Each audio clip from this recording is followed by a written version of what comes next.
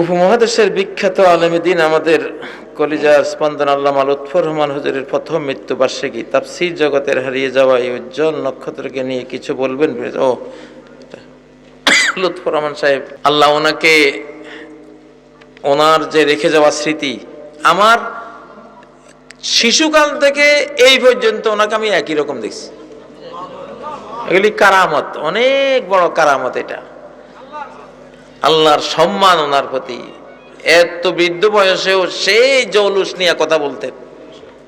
আলহামদুলিল্লাহ, খায়রুকুম মান তালা উমরুহু ওয়া হাসুনা আমালুহু। নবীজি বলছেন, তোমাদের সর্বশ্রেষ্ঠ ব্যক্তি তো সে যার জীবনটা দীর্ঘ হয়, আমলটাও সুন্দর হয়।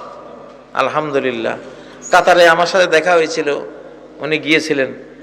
তো ওখান থেকে এসে পরে অসুস্থ হয়ে আল্লাহর কাছে চলে যান।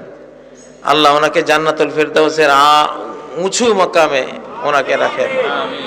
কোনো কুসংস্কার ছড়ান নাই, সমাজে যা দিয়েছেন কোরআন হাদিস সঠিক জিনিসগুলি ছড়িয়ে গেছেন। জ্ঞান বিজ্ঞান সব শাখায় বিচরণ করতেন। আলহামদুলিল্লাহ, দীর্ঘ প্রায় 1 শতাব্দীর দাঈ ইলাল্লাহ উনি। আল্লাহ তাআলা ওনাকে জান্নাত নসিব করেন, জান্নাতুল ফেরদাউসের উঁচু মাকামে ওনাকে নিয়ে যান।